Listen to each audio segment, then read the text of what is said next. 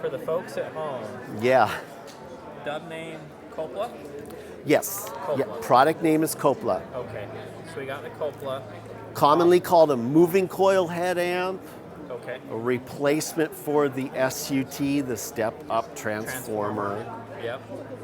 Yep. It is an electronic equivalent of a step-up transformer. Sure. Obviously, $260. If you have, my recommendation is, if you want proper audiophile stuff, and especially if you already have, Yeah. you know, a $10,000, you know, if you got the Ongaku sitting at home Yeah. and you say, I want to go moving coil, you walk over to Bob's SUTs Yeah, and sure. you get his top end Right. model, Makes sense. even balanced. You know, Yeah. he sells fully balanced stuff. Yeah. Some gain you have some limited gain adjustments. Go listen to his system. Yeah. I mean, it's fabulous. Yeah, sure. Granted, it's what I don't know what that is, a $100,000 turntable over there with a $10,000 cartridge. Not this. Yeah, not Sorry. this, not this, but $260, All right. $300, Okay. $260 for the resonates. DL103R. This is why this is one of the most popular reviews I've ever Right. done. There's a reason for it, right? Right, that's right. Another buying this stuff. a vintage We need decent you tune. realize that we I need understand you. that. You understand that. I want, yes, this is where I started, and you know, a used Yeah. nice audio. Yeah. I bought this for $270, I think. Yeah. This is exciting. This is Yes. I tried to make this. Yeah. I really tried to continue on the thought process of this. Yeah. This took me, and this little design with only 2 transistors in it took me You're the real magic behind this, man. I know. About- I can tell. about 4 I can months. tell. About 4 months I can tell. to get this ironed out.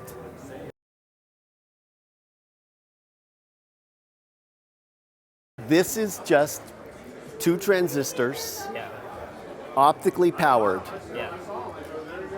I put nice resistors in there, nice capacitors. Yeah. There's a boatload of low ESR,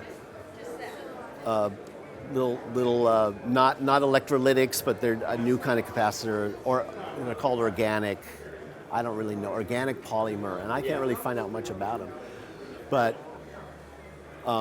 that's half of that final bit of magic in here is those caps.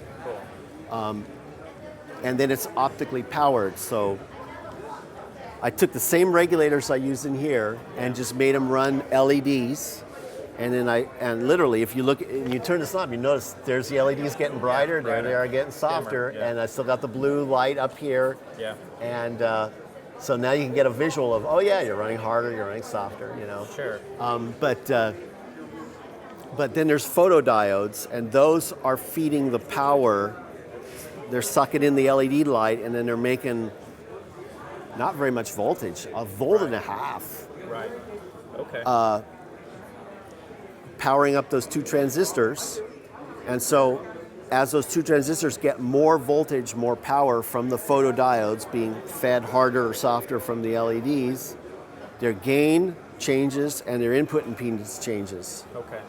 So when you're changing that input impedance, you're not, you know, like most things, you're stepping a resistor, right? You get you buy anything, and your moving coil options are whatever resistor they've got hardwired in there, Sure.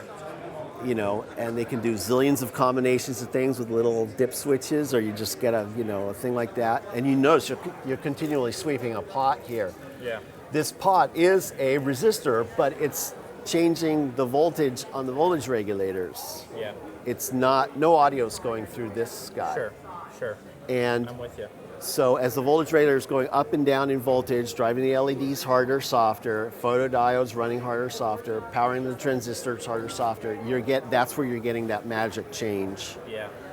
So as you power the transistors harder, you're getting lower input impedance, but more gain, higher transconductance, Sure. lower noise too. The transistors are running lower noise, Yeah. and then as you back off on things, they're running softer. Input impedance goes up, gain goes down, noise tracks that. Of course, it can be like that. It's okay because less gain, more noise, but your noise output isn't affecting. It's not like you're not going, oh my God, I hear noise all of a sudden. It's not like that because you got less gain. Right. So what does all that do in the end? Well, first of all, your loading on the cartridge isn't being the whatever current the cartridge is modulating, putting out, however you want to look at it. It's not dumped into a resistor. It's dumped straight into the transistors. Yeah. That's why in there I say non-resistive impedance loading. Yeah. Because there's no there. I do have a resistor in here, but it's 100K. Yeah. When you're running at 300 ohms, 100 ohms, 100K is almost nearly non-existent. Yeah. Right. Right. So, and that 100K is just to tie that input, have it some kind of ground reference. If you didn't have that, the whole circuit would be floating. Right. And then it would be moving around. And also that's part of that is because it's optically coupled, it reduces the possibility of backward current because of the references of the input of the transistors being a little bit different than ground, and they'll leak a little current backwards. Well, you minimize that by doing this. Sure. That way the thing floats, so it self-adjusts to the reference through the cartridge to ground. So it's the minimal amount of current going backwards into the cartridge. You can, if you're not careful with your design, you can blow a moving coil cartridge. Yeah. Where you wouldn't blow a moving magnet. Okay. Okay. Little bit of backward current leaking off of tubes is hard too. JFET's a little easier. Bipolars much easier. Yeah. To accidentally have some current going backwards. That, by the way, you don't see obviously, because as soon as you plug in here, most of it sees it kind of as ground. It's a very low amount of resistance and inductance, so it's hard to see the current going back through there, so you may not know. Yeah. Well, this makes it so you don't have to worry and you don't about that. Yeah, that's awesome. But it also makes it so that you're going straight into all the power off of this is going straight into the transistors. Yeah. And so now as you're loading it, you've got this yin and yang dynamic going on of higher resistance, lower gain, lower transconductance. Lower resistance, yes, rolling off a little bit of high end here, but now the amplifier, the active amplification is grabbing onto the signal harder essentially.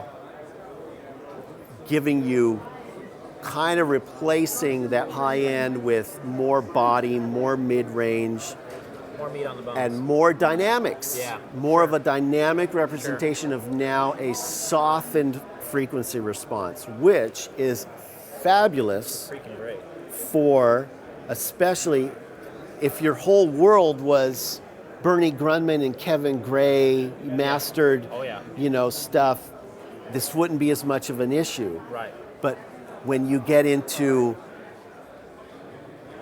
recording sourced off of Pro Tools and CD sources, obviously the world we live in now, Different game. Yeah. It's true.